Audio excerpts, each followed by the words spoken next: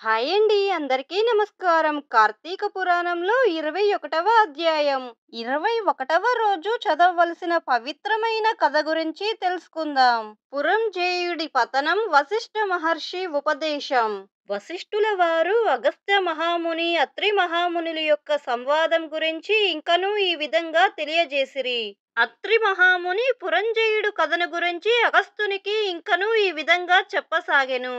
కాంబోజరాజులకు పురంజయునకు మధ్య భయంకరమైన యుద్ధం జరిగింది. ఇరు పక్షాలకు చెందిన చతురంగ బలములు హోరాహోరీగా పోరాడుచుండిరి. ఉభయ పక్షాలు కూడా విజయకాంక్షతో యుద్ధం సలుపుచుండిరి. ఆ యుద్ధ భూమి అంతా శవాల గుట్టలు, తెగిన తలలు, విరిగిపోయిన రథములు, ఏనుగులు, గుర్రాల కళేబరాలతో హృదయ విదారకంగా మారిపోయింది. ఆ మహాయుద్ధములో వీరత్వం ప్రదర్శించి మరణించిన ప్రాణులను తీసుకువెళ్ళుటకు దేవదూతలు పుష్పక విమానములలో వచ్చారు.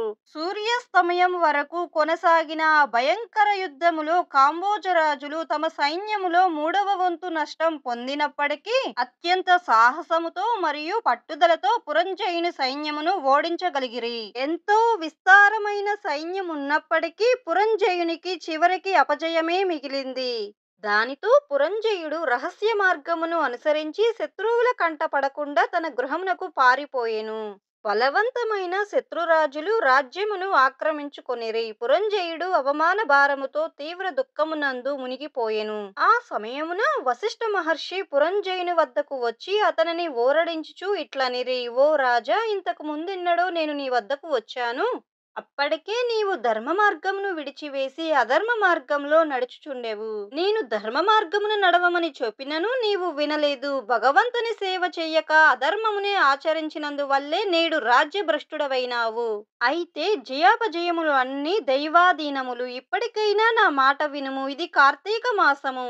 రేపు కృత్తికా నక్షత్రంతో కూడిన కార్తీక పౌర్ణమి. కాబట్టి నీవు స్నానము, దానము, జపము వంటి నిత్య కర్మలను ఆచరించి దేవాలయమునకు వెళ్లి దీపారాధన చెయ్యుము.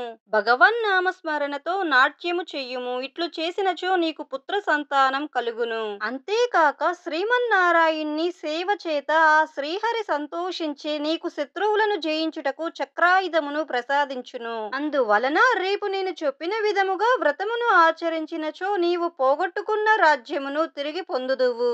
నీవు ధర్మమును విడిచి చెడు సావాసములను ఆశ్రయించినందువలననే ఈ అపజయము కలిగినది. కనుక చింతించవద్దు. శ్రీహరిని మదిలో ధ్యానించి నేను చెప్పినట్లు కార్తీక పౌర్ణమి వ్రతమును ఆచరించుము అని వశిష్ఠ మహర్షి హితోపదేశము చేసెను. అపవిత్ర పవిత్రోవ సర్వావస్థాంగతోపి వా యస్మరేత్ పుండరీకాక్షం సభాహ్యంతర శుచిః. ఇట్లు స్కాంద పురాణంతర్గత వశిష్ఠ ప్రోక్త కార్తీక మహత్యమందలి 21వ అధ్యాయము సమాప్తము. 21వ రోజు పారాయణము సమాప్తము.